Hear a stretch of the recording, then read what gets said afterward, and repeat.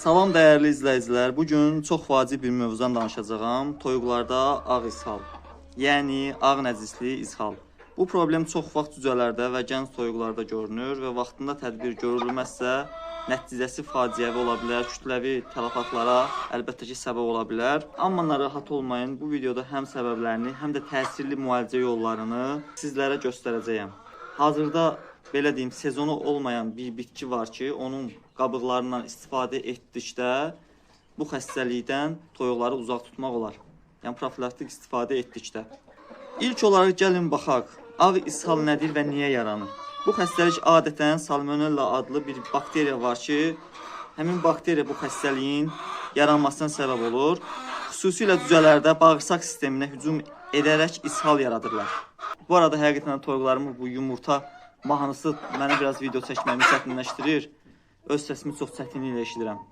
Bu xəstəlik xüsusilə cücələrdə bağırsaq sisteminə hücum edərək ishal yaradır.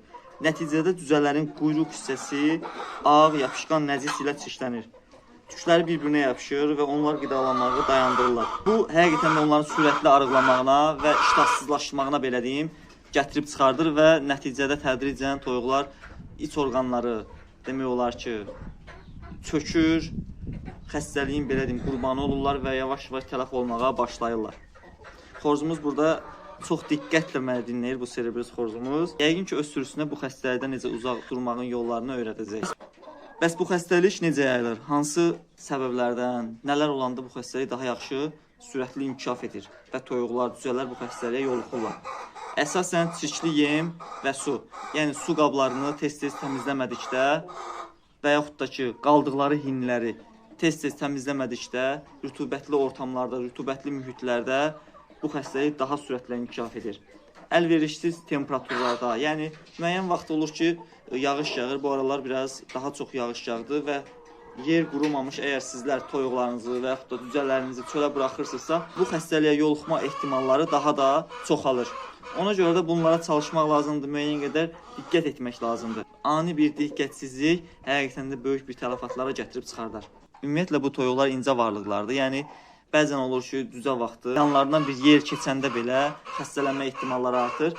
Müəyyən yaşa kimi cücələrə diqqətli baxmaq lazımdır ki, immunitet sistemlərini daha da güclü etmək lazımdır ki, müxtəlif qidalarla, müxtəlif yemlərlə, profilaktik əsasən tədbirlərlə ki, ümumiyyətlə nəinki bu xəstəliyə, ağ ishala, digər xəstəliklərdə yoluxmasınlar və immun sistemləri güclü olsun, dözümlü olsunlar. Hər videoda deyirəm dostlar, demək olar ki, sağlam toyuqlar bizə həm yumurta verəcək, həm də yaxşı inkişaf edəcək. Əgər ətli saxlayırsınızsa, daha yaxşı o heyvanın da, o toyuğun da əti olacaq. Bu arada kanalıma hələ də abunə olmamışsınızsa, abunə olun və bir də fikirlərinizi rəy bölməsində yazın. Sizlər bu xəstəliklə necə mübarizə aparırsınız? Rəy bölməsində, şərh bölməsində yazın.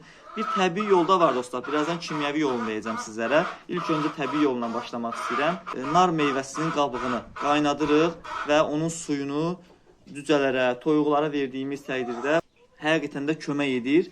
Sınamışam, sizlər də istifadə edə bilərsiniz. Amma indi mən kimyəvi yolunu deyəcəm sizə dostlar.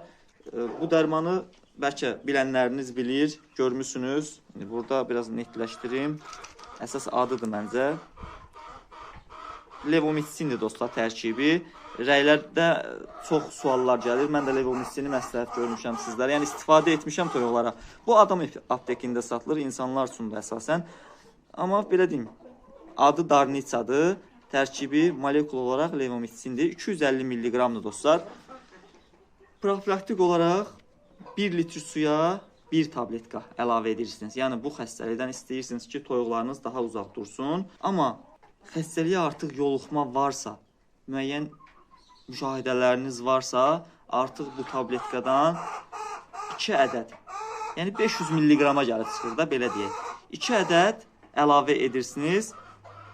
Həqiqətən də işinizə yarayacaq. Əvvəllər çox istifadə etmişəm. Ümid edirəm ki, sizlərin də təsərrüfatınızda işinizə yarayacaq. Əsas odur ki, heç bu xəstəliyə yoluxmasın. Heç bu dərmanın, belə deyim, adını da bilməyəsiniz, aptekdən də almayasınız. Onu da deyim ki, yenə deyirəm, bu dərman adam aptekində satılır. Qiyməti də çox ucuzdur, səhv etmirəmsə 1 manatdır. Mən ümumiyyətlə belə deyim, kimyəvi dərmanların istifadəsinə qarşıyam. Çalışdığım qədər ümumiyyətlə, necə deyim, çalışdığım qədər ümumiyyətlə toyuqların o xəstəliyə yoluxmasını istəmirəm. Ona görə də müxtəlif təbii yollardan istifadə etməyə çalışıram. Hər videoda bunu deyirəm, göstərirəm. Hətta Amma əgər toyuq yoluxubsa, nə etmək olar? Artıq məcburuq ki, belə kimyəvi dərmanlardan, belə kimyəvi preparatlardan istifadə edək. İndi hazırda bizdə mən yenə deyirəm, çalışdığım qədər təbii yollarla, təbii qidalar verirəm demək olar ki, bəzən ayran verirəm toyuqlarıma, kalsium ehtiyaclarını daha da sürətləndirmək üçün, gücləndirmək üçün, daha doğrusu yemlərinə müxtəlif təbii qidalar əlavə edirəm. Keçən videoda yəqin ki görmüsünüz, turpu xırda-xırda doğrayıb yemlərini əlavə etdim. Soğan, sarımsaq, bunlar öz qaydasında. Sirkəli su verirəm əlavə olaraq. Bu da həqiqətən də toyuqlarımın immun sistemini gücləndirir, yumurta məhsuldarlığını artırır. Bu iplərdən zaman-zaman kələm asmışam. Kələmin sezonunda kələm yeyiblər. Həm yumurtlama ehtimallarını gücləndirir belə tullanıb qidalananda. Həm də C vitamini olduğundan kələmin tərkibində avtomatik olaraq immun sistemlərini gücləndirir. Yəni, bunları verməkdə məqsəd nədir? Əlbəttə ki, immun sistemlərini gücləndirmək. Mən bunları verib hin təmizliyini etməsəm, artıq müxtəlif problemlər əmələ gələcək. Bunları belə deyim, kompleks şəkildə etmək lazımdır. Yəni, həm gigiyenik təmizliklərinə baxmaq lazımdır toyuqların, yerlərinin təmizliyinə, həm də belə təbii yollardan istifadə etmək lazımdır. Belə təbii sulardan istifadə etməklə onların sağlamlığının qayğısına qalmaq olar. Yəni, minimum tələfatla sezonu keçirə bilərsiniz. İstər bu cücələr olsun, istər toyuqlar olsun. Cücənin, belə deyim, hazırki dövrdə artıq havalar yavaş-yavaş qızmağa başlayır və temperatura müəyyən qədər nəzarət etmək lazımdır. Artıq qışda soyuqdan əziyyət çəkirdiksə, istəmirdik soyuq olsun yerləri, indi istəyir ki, yerləri sərin olsun, inkişafları yaxşı geçsin. Yəni, bunları əlbəttə ki, qaydasına salmaq bizim öhdəmizdədir. Əgər siz toyuğunuzda və yaxud da cücələrinizdə bu xəstəliyi müşahidə edirsinizsə, dərmanın belə deyim, verilmə qaydasını dedim, amma istifadə qaydası, yəni neçə gün daha doğrusu istifadə olunmalıdır, bunu demədim. 3 gün boyunca verirsiniz, effekt görənə kimi. İnşallah ki, effekti görərsiniz, amma iş işdən keçməmək şərti ilə. Yəni, toyuğun və yaxud da cücənin vəziyyəti ağır olanda əlbəttə ki, onu geri qaytarmaq, sağaltmaq biraz həqiqətində çətin ola bilir. Bunun da şahidi yəqin ki, olmusunuz. Bu dərmanı dostlar, kəlbətin arasına qoyub və yaxud da ki, hansısa bir salafanın arasına qoyub, rahatlıqla əzib sularına qata bilərsiniz. Dedim, bunu da deyim sizlərə. Yenə deyirəm, adam aptekində satılır, qiyməti də səhv etmirəmsə, 1 manat olmalıydı. İstifadə edin, effektini görün. Bu xəstəlik ümumiyyətlə çox tez-tez görünən xəstəlikdir. Yəni, toyuq cücələr bu xəstəliyə tez-tez yoluxa bilirlər. Buna da səbəb əsasən yerlərinin rütubətli olmasıdır və yaxud da ki, gəzdikləri mühitin rütubətli olmasıdır. Çalışın, gəzdikləri yerləri, saxladığınız yerləri, hini, təmizliyinə, sanitariyasına, gigiyenik qaydalarına riayət etsəniz, həqiqətən də belə problemlərlə rastlaşmayacaqsınız. Həm əgər toyuqlarınızdan yumurta gözləyirsinizsə, belə kolluqlarda zamanlarını keçirəcək toyuqlara sahib olacaqsınız. Görürsünüz dostlar, çalışdığım qədər mən yeni təmiz saxlamağa çalışıram. Yerlərinə dəniz qumu səpirəm, əlavə olaraq. Burada kolluqlarımızı dəyişmişəm. Keçən videoda görmüşsünüz yəqin ki, buranın ışığını yandırsam, məncə daha aydın görəcəksiniz. Buradakı folluqda da bir toyuğumuz var idi. Biraz elə bir narahat etdik onu. Artıq yumurta verməyə başlayıblar dostlar. Günün, belə deyim, hazırda gün indi başlayıb, ona görə yumurta folluqlarda biraz az görsənə bilər. Amma artıq rekord hədlərə də gedib çatmışıq. Bunları narahat etməyəcəm. Burada da bir serə bilirsiniz, bir də kənd toyuğumuz var. Yəqin ki, gün ərzində yenə yumurta qoyarlar.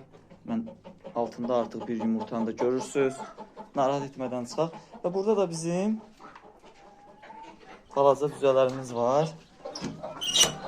Anaları ilə birlikdə əlbəttə ki. İnkişafları, hər şeyləri qaydasındadır. Anaları onlara öncülük edir. 12 yumurtanın dostlar, 12'si də çıxdı. Bu həqiqətən də əla göstəricidir bu toyuğumuz üçün. Çox yaxşı inkubasiya dövrünü keçirdi, onu da deyim. Buralar hər yer samanlıq idi. Saman toyuq, belə deyim, eşəliyib, ətrafa səpib. İlk günləri yumurta vermişəm, şirin su vermişəm. Bunu qısa video paylaşmışdım YouTube'da.